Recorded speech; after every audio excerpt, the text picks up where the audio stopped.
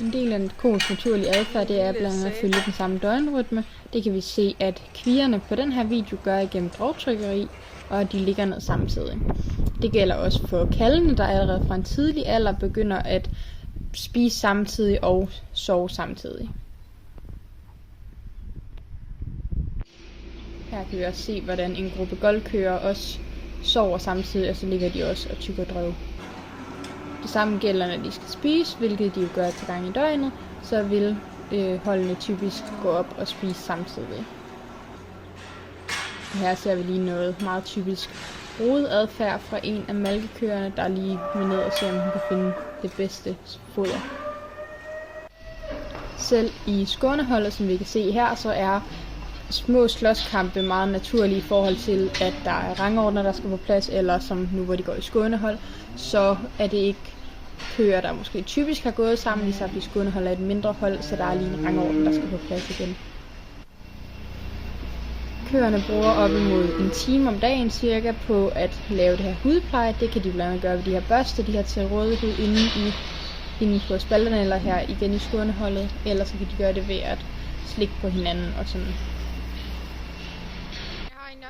Det er meget vigtigt, når køerne de skal have den her gode ligge- og rejseadfærd, at de har god plads i båsene, både i bredden, men også at de har den her ekstra meter foran til, så de netop kan læne sig på forbenene.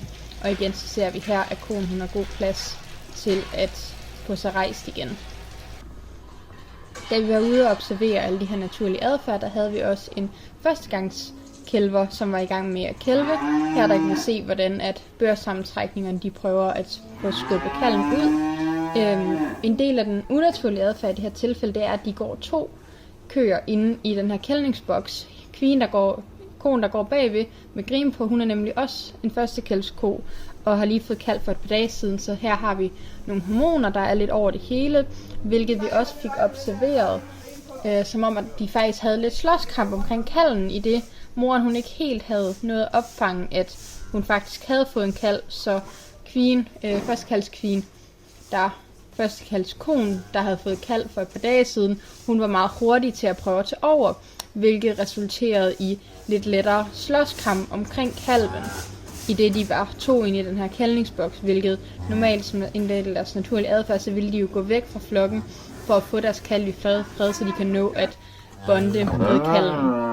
Her der ser vi, hvordan moren hun bliver meget forsvarsfuld over for hendes kalv, mens at den anden førstekalvsko, hun er meget vedværende med os og vil være omkring kalven på grund af alle de hormoner, hun stadigvæk har i kroppen.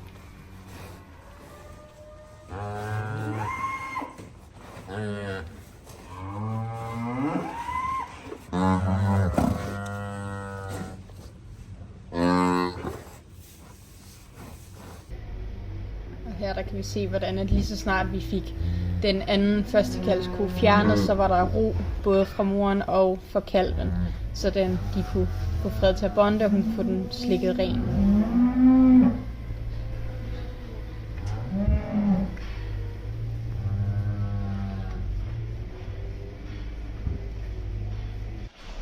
Vi fik også observeret et par unaturlige adfærd, blandt andet den her ko, der er i gang med at slikke på stelosanen inde i sengebåsene. Alle typer for slikkeri, også det vi kan se her på inventar, det kan tyde på, at de mangler nogle mineraler eller stimulering. Og her der ser vi en ko, hvilket kunne tyde på, at den har været for tidlig over at blive flyttet over på de her sengebås, så den er lidt for lille.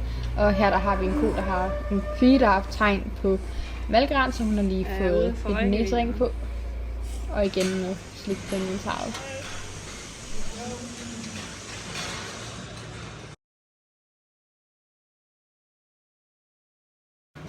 Her der ses en lille gruppe køer, der flyttes i forbindelse med, at de skal goldes.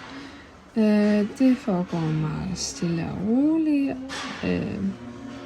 i deres eget tempo, og de bliver ikke jaget, så de bliver ikke stressede. Og det er kun her til sidst, når de har fået alle køerne ud, at de sådan går bag ved den for at dirigere dem videre. Ellers så vil de bare blive stående, hvor de er.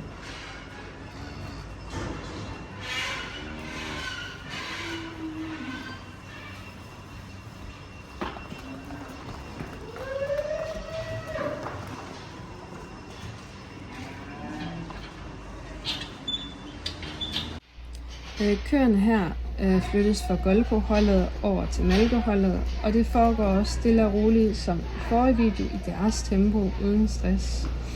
Inseminerede kvier flyttes på samme måde, både for at de kan prøve at gå igennem robotterne uden at skulle blive malket, men kan få kraftfoder og derved få en god oplevelse og ikke stress over, når de skal derind, efter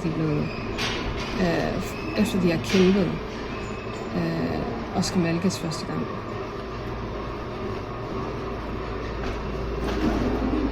Her ses konen 5002, og det er et godt eksempel på god sundhed.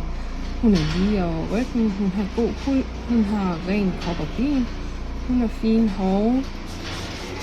Her der ser man hende i gang med at gøre vandet rent og tømme det og fylde nyt vand i.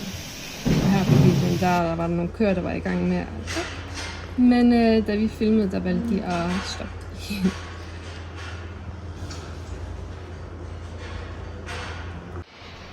Her der er konen meget nysgerrig på, hvad jeg laver. Den ligger lidt og dasker til mig og bider lidt i mig. Og det samme også her. Også ret nysgerrig.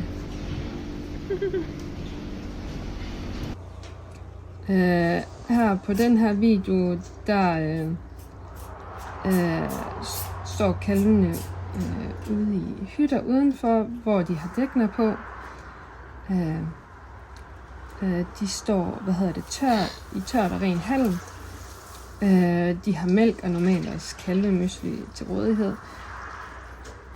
Her der kan vi se den her kalv meget gerne vil sutte på Kristines fingre for at opfylde deres suttebehov. Her der kan vi også se, at de også har adgang til noget hø. Også at de har mulighed for at socialisere sig med hinanden gennem det hul, som I kan se der imellem. De er også meget nysgerrige.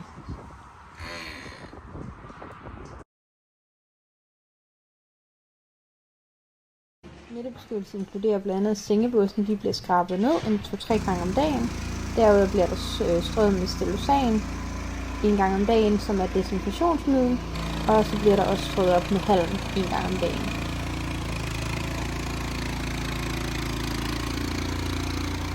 Når kalvene de er 2 uger gamle, bliver de rykket fra kalvehytterne over i de her små hold. De går så i de her hold fra de er 2 uger op til de er 6 måneder. Derved bliver de ikke konstant flyttet på, og de bliver ikke blandet sammen med andre hold, som kan have smittefare.